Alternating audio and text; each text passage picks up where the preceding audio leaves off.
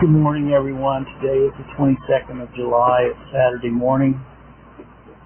Mark, my son's been reading through this book, The Doctrine of Election, by Arthur W. Pink. And this is chapter 3. He's continuing reading the bottom of page 46 down through the bottom of page 49. Let me make sure this is on here. If you want to obtain a copy of this book, you can go to greatchristianbooks.com and get a copy of it.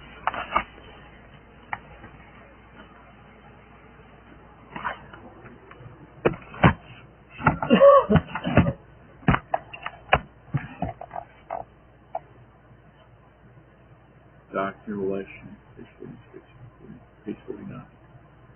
Seemingly dry and uninteresting detail in Genesis 10, to which we have just alluded, marked the most important step forward in the outworking of divine counsels.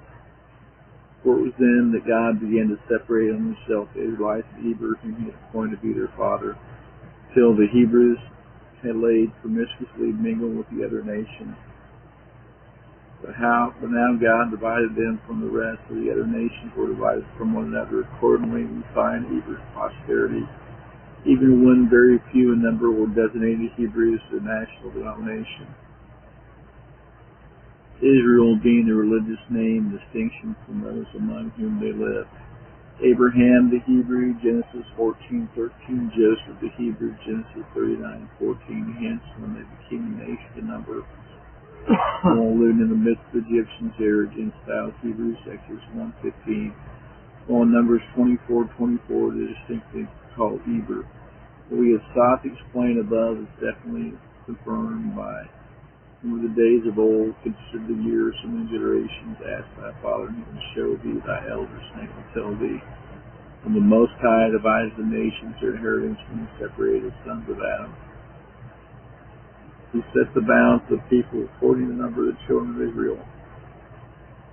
The Lord's portion of his people, Jacob, allotted this inheritance. Deuteronomy 32:7-9. Notice first, the Lord your Beta, who will cast your minds back in ancient times, traditions of which had been handed down by their fathers. Second, particular event Luke 2 was when God divided the nations or inheritance. The reference being to that famous tradition in Genesis 10. Third, those nations were spoken of not as the sons of Noah, who was the elect line of the sons of Adam. Another plain hint that he had the line of the reprobate. Fourth, that when God allotted to the non-elect nations the earthly portion, even then the eye of grace and favor was upon the children of Israel.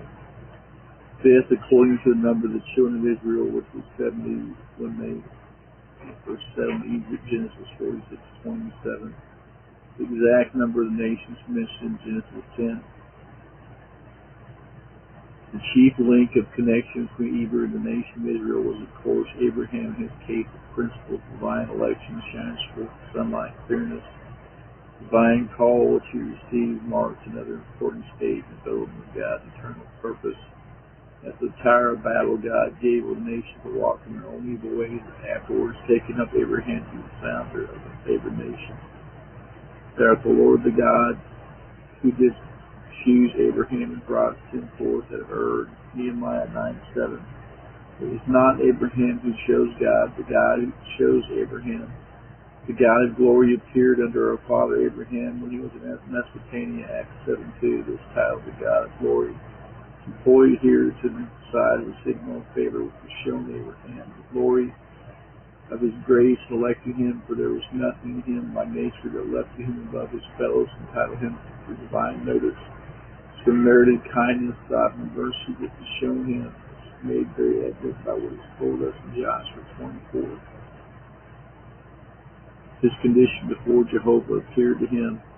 Thus saith the God of Israel, your fathers dwell on every side of the flood in old time, even Terah, the father of Abraham, the father of Nahor, and they served other gods. Verse 2, Abraham was living in the heathen city of Ur and belonged to an idolatrous family.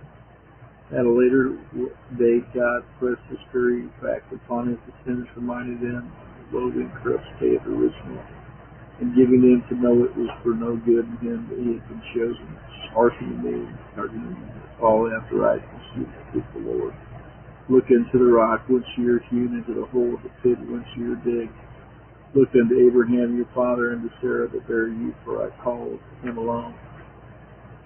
Bless him, Isaiah 51:1-2. What a flesh hath the living word is that the great Abraham is your liking by God. Behold, the pit. Such was his condition when the Lord first appeared unto him. There is more in the above passage. Observe carefully the words, I called him alone. Remember that this was while he dwelt in Ur, and his modern estimations have shown.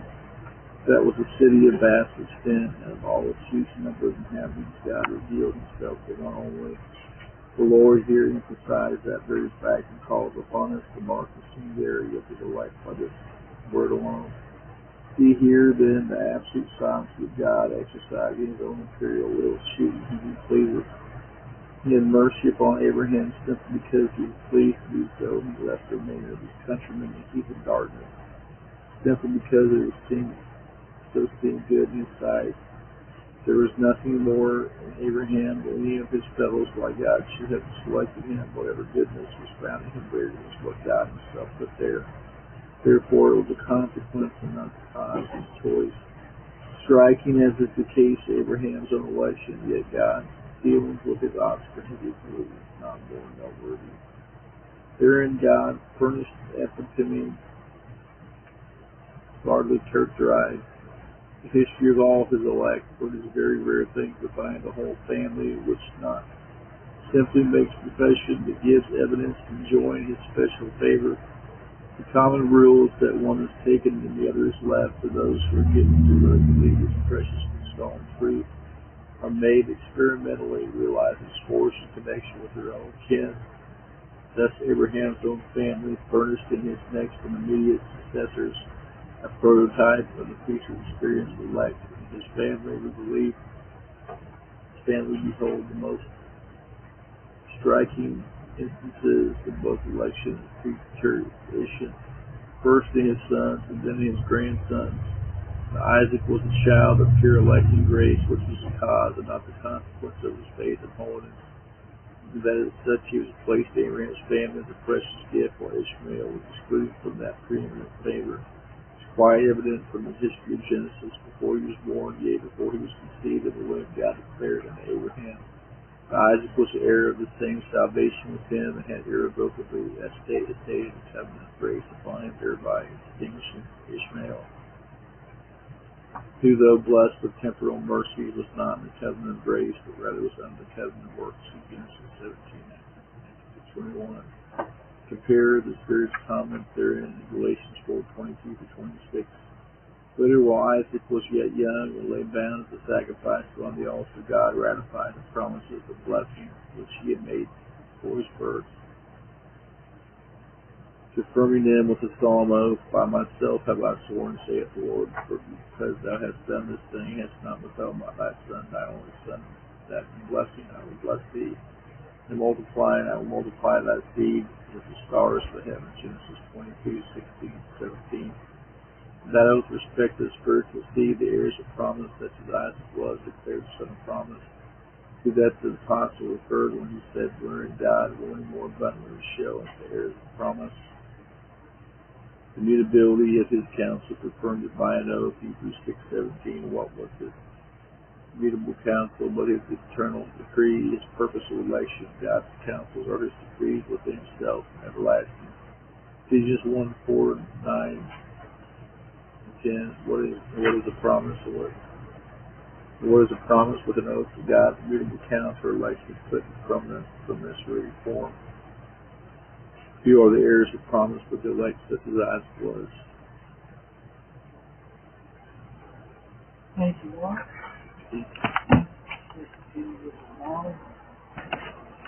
Hope you all have a good weekend. And like I've already stated, if you want to obtain a copy of this book, you can go to greatchristianbooks.com and get a copy. I'm not getting I'm not getting a plug off of ChristianBooks.com. I just know it's a good place to go get good books. Bye for now.